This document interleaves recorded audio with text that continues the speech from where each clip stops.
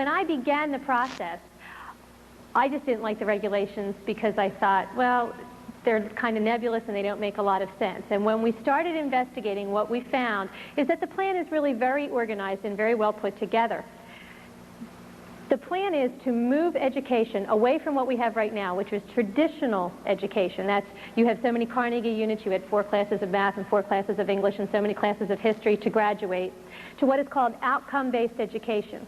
Outcome-based education says that the student must demonstrate something in order to meet the goal and be promoted or graduate.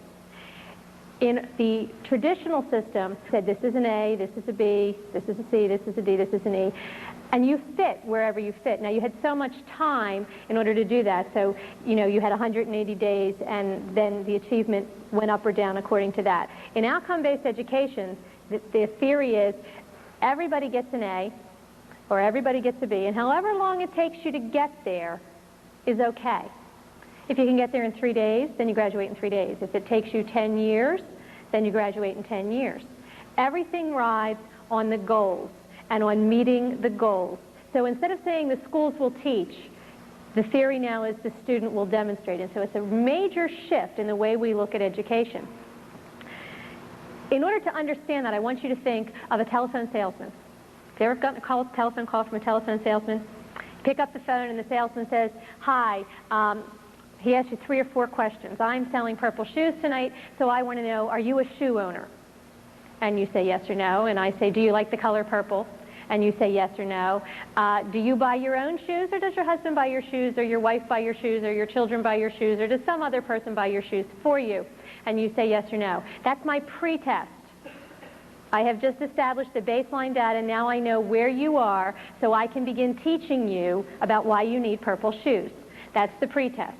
Now that I've established that, I'm going to do my sales pitch, and I'm going to give you 10 reasons why you really, really need purple shoes, and you can't live without them and you want them. That's the curriculum. I have taught you something. I'm done now. Would you like to put that, Mrs. Smith, on your Visa or on your MasterCard? That's the post-test.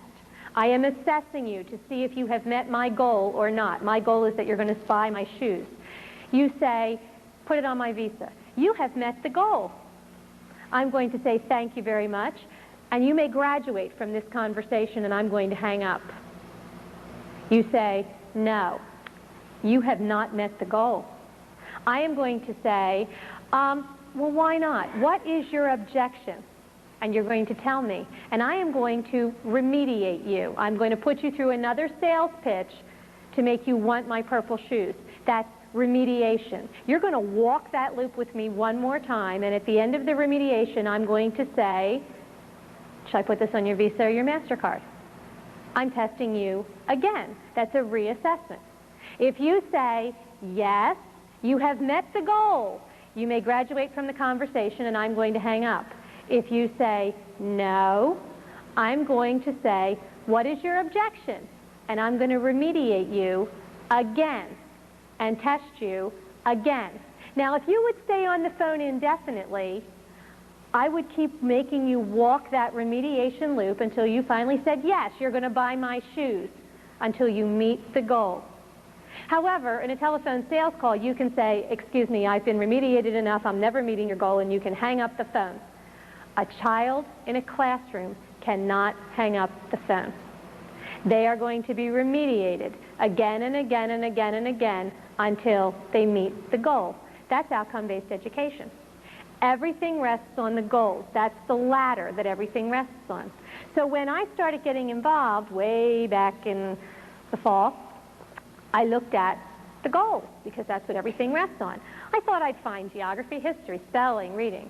I found adaptability to change, ethical judgment, self-esteem, family living, proper environmental attitudes, understanding and appreciating others.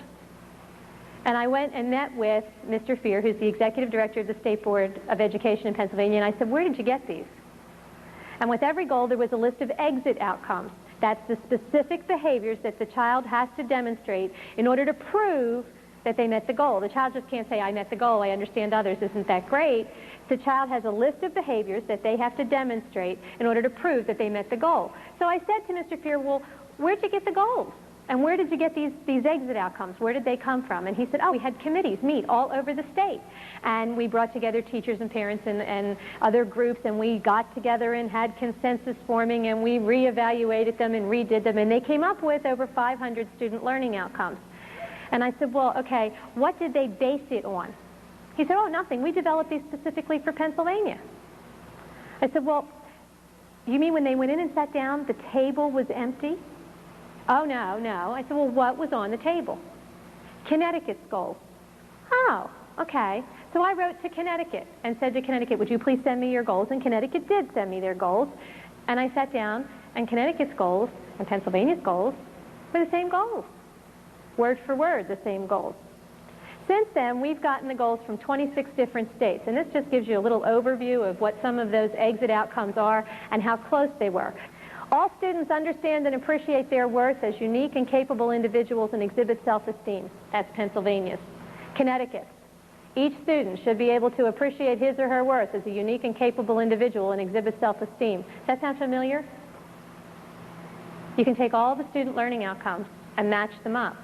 It doesn't matter what state you're in. It doesn't matter whose outcomes you're looking at. If you strip the names of the states, you can't tell whose are whose. Now, the other states, they passed their goals and their exit outcomes on the first go-around.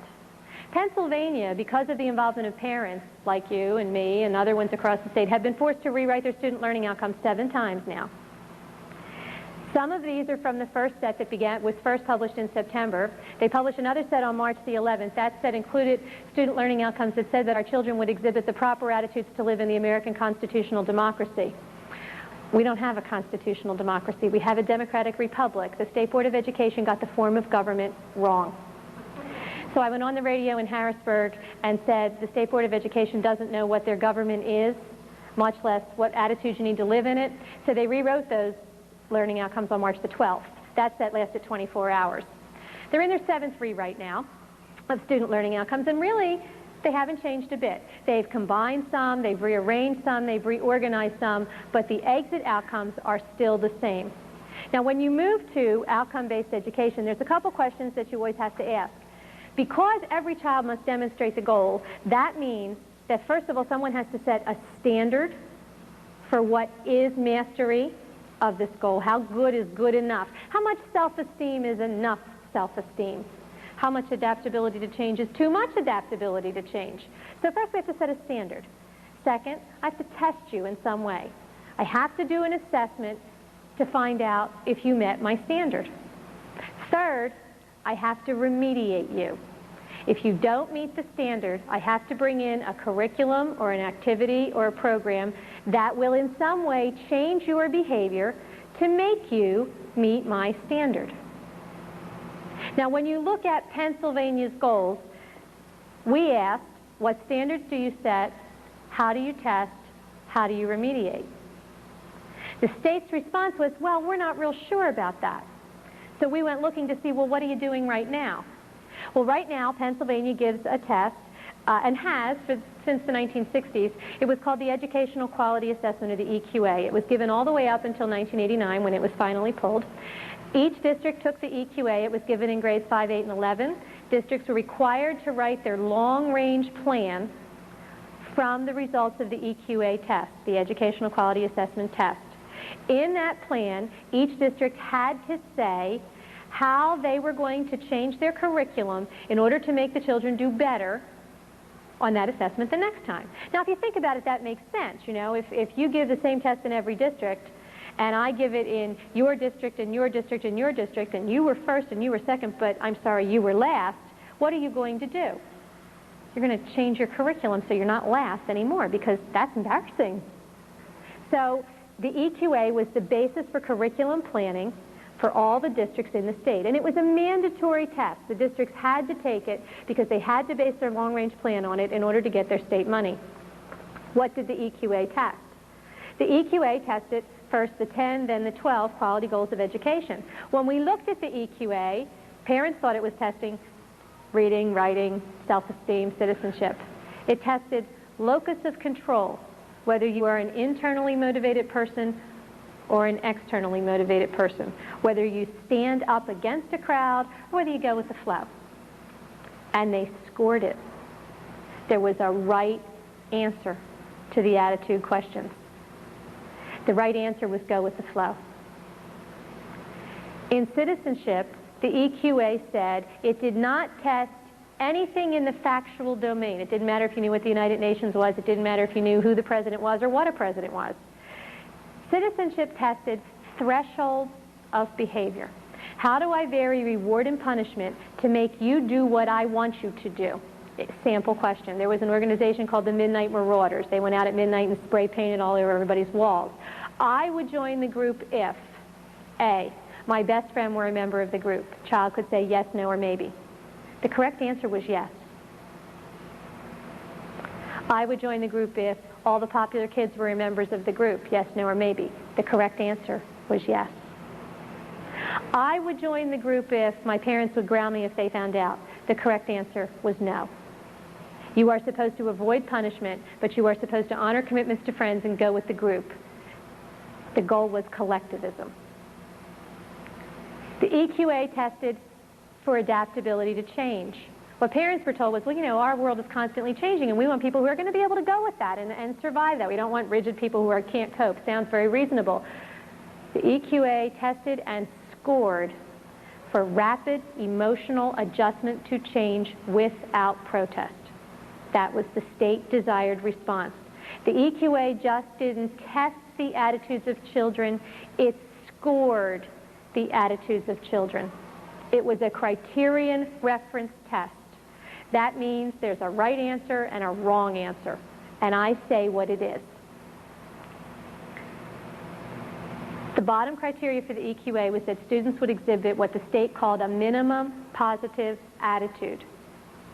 The 11th grade EQA was written on a reading level between 5th and 8th grade. The EQA, out of over 400 questions, 30 of them were academic, and 385 of them were attitudes. When the district took the EQA, they got back a list from the state of where they fit with other districts in the goal. They had to write their long-range plan in order to change their curriculum to have their children achieve the minimum positive attitude. Well, how did they do that? What did they change? The state said, we'll help you. And they brought in technical assistance, either in person or in what were called resources for improvement packets that the state made available to the districts. Those packets included lists of what were called validated programs. Those are programs from all over the country that had been tested by the federal government and had been proven to change the behaviors and attitudes of children in a specific subgroup. All white male children with two parents who make less than $20,000 a year. All black female children in a single parent family who make more than $50,000 a year. They could divide the children up into what were called targeted subgroups based on your race, on gender, on ability level, on education of the parents, on socioeconomic status. And the programs were tested and then declared validated, meaning that they were proven to work to change the behaviors and attitudes of children in that subgroup. And that's what has been happening in Pennsylvania education since the 1960s. Our curriculum has been moving away from academics and into minimum positive attitude since the EQA. And the EQA is still driving the curriculum because districts used it for long-range planning up till 1989. Why did they stop? They stopped because a mother down in Washington County named Anita Hogue had a son who took the EQA. He came home and said, Mom, this test was really weird. She said, you must be wrong. I'm going to go down to the school and look. And she went down to the school and she said, I want to see the test. And they said, no. And she said, see, I'm the mommy. I'm allowed to see the test. And they said, no, you're not. It's a secure test. Nobody's allowed to see it. Big fine if you see it. Mrs. Hogue is the type of person that when you say no, she flunked locus of control. You know, made her want to do it more.